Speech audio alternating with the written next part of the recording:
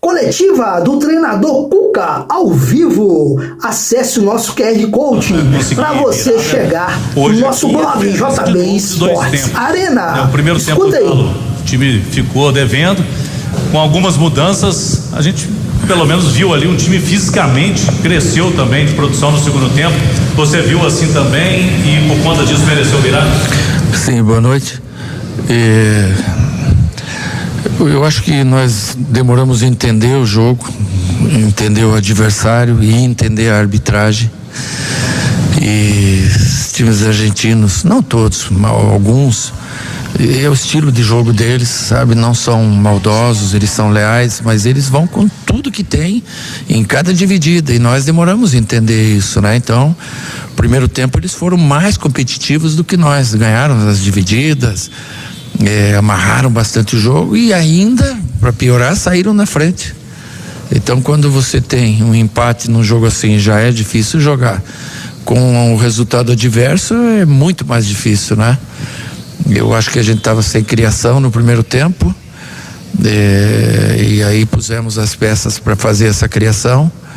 Eu acho que fomos felizes, criamos mais, encurralamos mais o adversário atrás, fizemos o gol de empate, né? Fizemos as mexidas todas cabíveis e mais ousadas possível, né? Quando a gente tira um lateral para pôr um ponto esquerda, quando a gente tira um zagueiro para pôr um meio armador, você está expondo o time, mas você está mostrando para o jogador que você quer ganhar.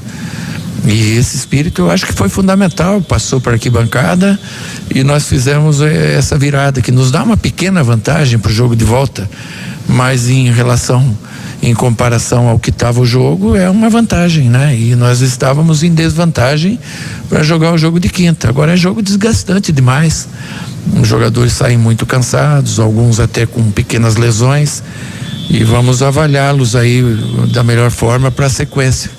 Concordo com você que o time em algum momento apresenta um sinal de cansaço, porque é natural. A gente está decidindo aí, tem um mês, 10 jogos aí, todo jogo é decisão, e a gente tem que se adaptar o quanto antes a tudo isso, né, sem perder jogador lesionado. Cuca, boa noite. O Atlético em alguns momentos fez aí uma eliminação com uma eliminatória contra o Flamengo, jogando de uma forma reativa, jogando sem a posse de bola, mas quando o Atlético em alguns momentos enfrenta tendo que impor o seu futebol, o seu jeito de jogar, tem tido muitas dificuldades. O que falta para o Atlético se ajustar ali com a bola em campo, com o Atlético propondo o jogo? Gostaria de te ouvir. Mas propôs, né? Hoje você está jogando com um adversário dificílimo, as linhas bem justas, bem atrás, um time fisicamente muito forte.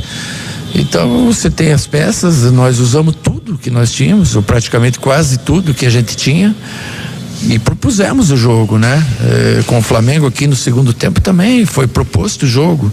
Cada jogo é uma estratégia, e a gente tem que entender que esse Godoy Cruz, eles tomaram 2 ou 3 gols no campeonato, eles fazem poucos gols, mas tomam menos ainda, porque é uma equipe que marca muito forte, é uma equipe que eu acho que não tinha perdido ainda nessa competição. Então são todos fatores aí que fazem enaltecer a nossa vitória, por mais difícil que ela tenha sido. Ô Cuca, boa noite, Igor Assunção da 98 FM. Eu queria que você falasse sobre 2 situações. A primeira, a entrada do Reinier, né, em 5 minutos praticamente, achou uma assistência maravilhosa pro Hulk, deu uma dinâmica muito boa ali no meio campo, distribuindo bola, brigando muito, utilizando também a força física. E a segunda, em relação à arbitragem de hoje, o pessoal saiu meio revoltado com a arbitragem, colocar um árbitro venezuelano, onde o futebol não é lá a maior força, está longe de ser até a 5ª força do esporte. E para um jogo Brasil e Argentina, não é um tanto quanto complicado? O que acontece? Os jogadores no jogo também não favoreceram a arbitragem, né? Ele me reclamou disso no final. Eu concordo, mas ele foi muito conivente, né? Com a amarração do jogo. E eu não acho que por ele ser venezuelano, né? Lá, e tem bons árbitros lá, mas hoje ele não teve num grande dia. Ele já apitou outros jogos nossos, lá em Bucaramanga foi ele que apitou e deixou o jogo correr. Foi uma correria monstra, mas hoje não. Hoje ele não teve o pulso dentro do campo de comandar a partida, né? Ele foi quase que comandado durante o jogo todo, e o jogador dentro do campo sente isso. Quanto ao Renier, quando você está jogando assim, igual a gente está jogando, domingo e quarta, você não faz coletivo. Você faz campo reduzido para quem não joga. Ele não fez um coletivo. Tá aí 4 meses que não jogava uma partida, não fez um coletivo, só campo reduzido. E a gente lançou ele no jogo, né?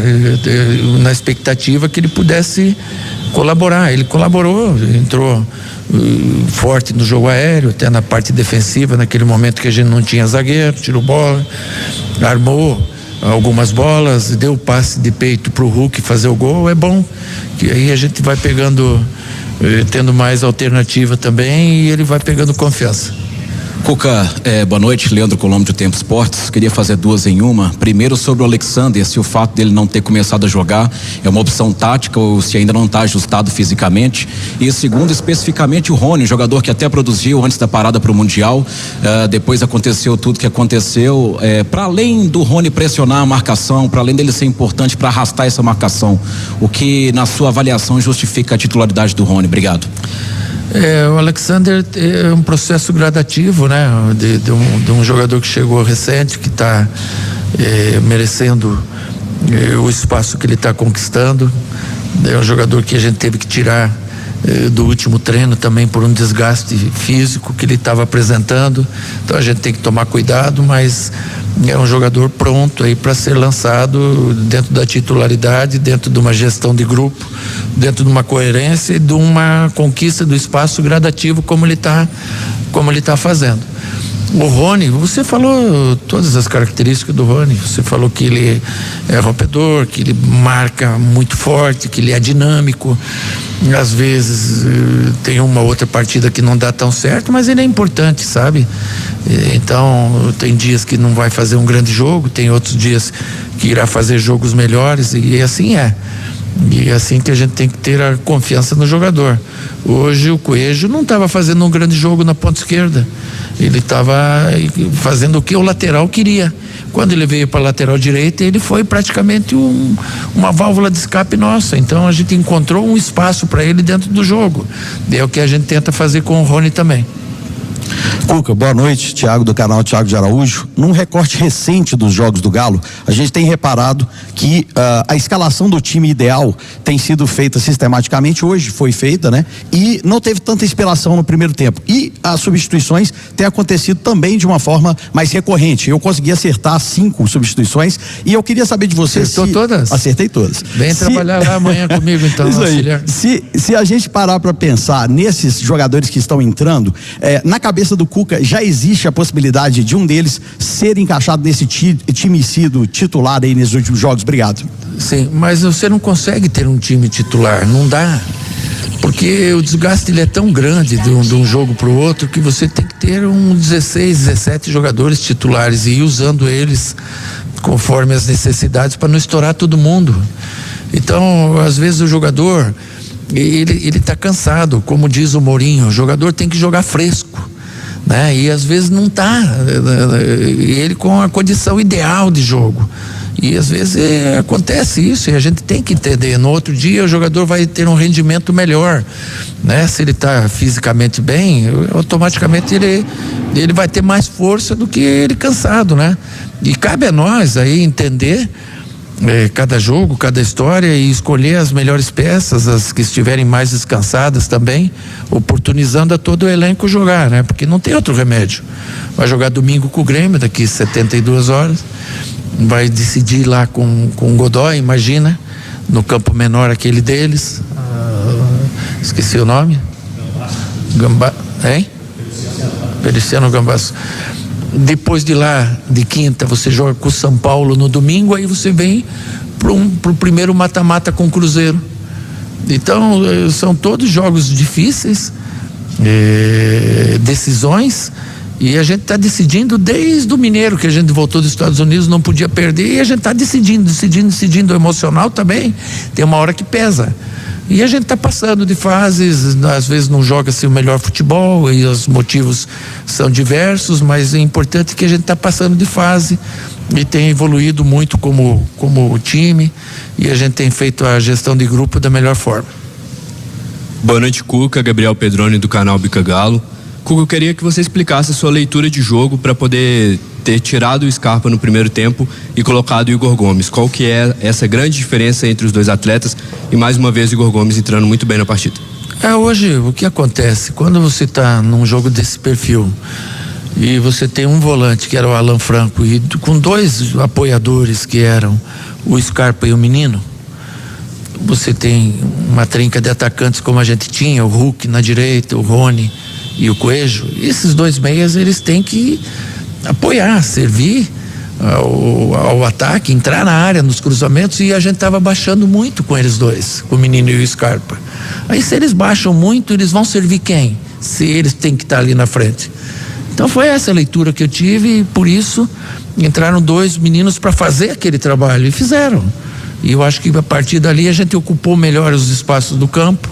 O Biel também teve a colaboração dele, principalmente no gol, numa arrancada, no cruzamento. O jogo muito marcado, muito pegado, muito difícil de ser jogado.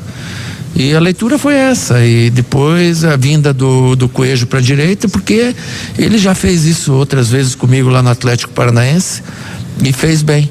Teve um dia, um tempo atrás, aí que eu pus ele assim, e daí muita gente falou que o time bagunçou, né? E hoje eu corri o risco de bagunçar de novo e deu certo. Daí achamos uma posição ideal, ele fez o gol, fez jogadas importantes por ali e ajudou a gente a vencer. Boa noite, Cuca. Guilherme Gonçalves, Fã FM 91.7. O Galo é um dos poucos times do Brasil vivo em 3 competições. É um mérito, mas que gera um ônus prático. Você bateu muito na tecla da parte física. E hoje uma vantagem mínima construída, mas você considera que é uma vantagem suficiente para, na perna de volta, no jogo de volta, o Atlético preservar alguns jogadores visando até a sequência? Eu acho que nós, o Fluminense, o Botafogo, os 3, estamos em 3 competições. Vê quem ganhou fácil hoje. É 1-0 da LDU, Botafogo, daqui 2-1, é pau a pau os jogos. Esses jogos é um país contra outro, não é um time contra outro. Isso envolve muita coisa. O Godoy Cruz não teve rodada no fim de semana lá para poder chegar descansado aqui. Eles têm essa condição, sei lá por quê, mas tem essa condição. A gente não. A gente tem que remar no Brasileiro para não acontecer o que aconteceu ano passado.